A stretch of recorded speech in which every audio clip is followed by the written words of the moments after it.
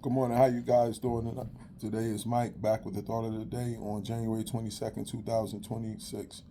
First, I want to give honor and praise to the Elohim of Israel for giving me the strength and wisdom to bring you this message. Then I like to open with the serenity prayer.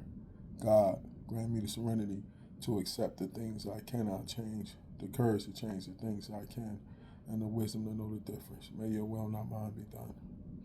Today I want to talk about a serious topic, man. And it's about the basketball that I saw the other night. I was watching the Thrive Charter and the Trenton game. You know what I'm saying? I'm a graduate of Trenton High, a long time resident of Trenton. I haven't lived there in a few years, but I lived in Trenton most of my life. And when I looked at the game, in the second half, I don't know if it was the third or the fourth quarter, I saw the players on Trenton literally quit on the floor. And it was a disheartening thing to see young fellas throwing the towel. And I saw people posting and saying different things. You know what I'm saying? Everybody pointed the coach and want to blame the coach. And this video is not really about that. Of course, as the coach, you have some accountability, but to me, I think it's more of a cultural and society thing when it comes to kids and sports and participation and things of that nature now.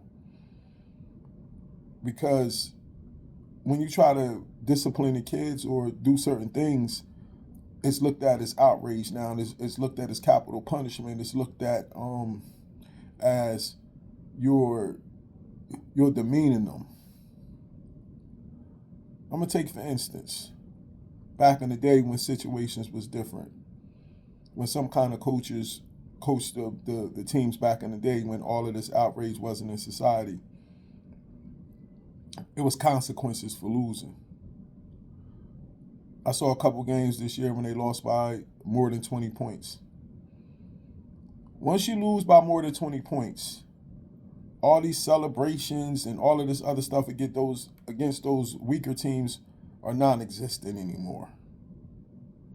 Once you lose by 25 points and we on one of those broadcasts, the person that gets player of the game will be lucky to go out and get an interview.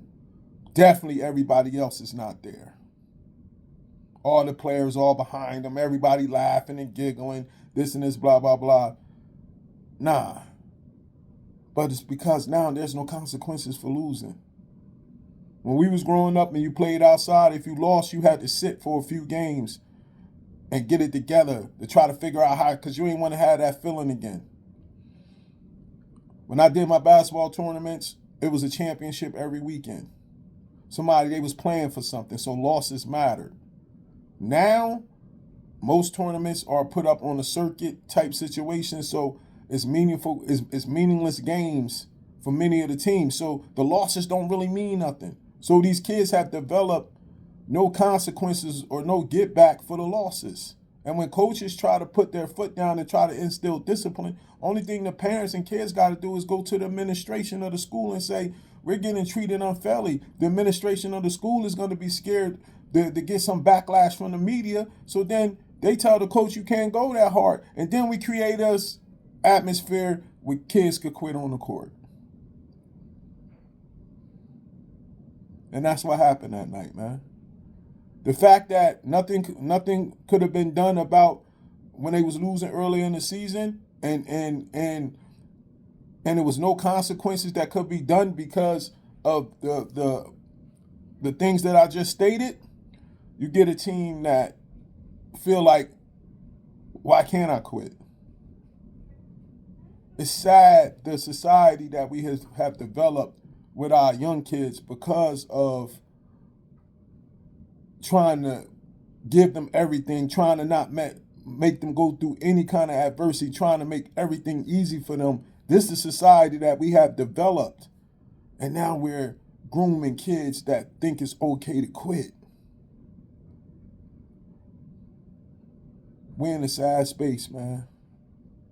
I feel for the coaches that really want to change these kids and get them right, But now their hands are tied because if they go too hard, they might end up in the newspaper or online as somebody that's berating a kid or demeaning a kid instead of trying to instill discipline and toughness in the kid. We're in a sad place right now when it comes to that. And our kids are going to suffer because they're not going to know how to deal with adversity when it comes to life. This is Mike. Enjoy the rest of your day. Shalom.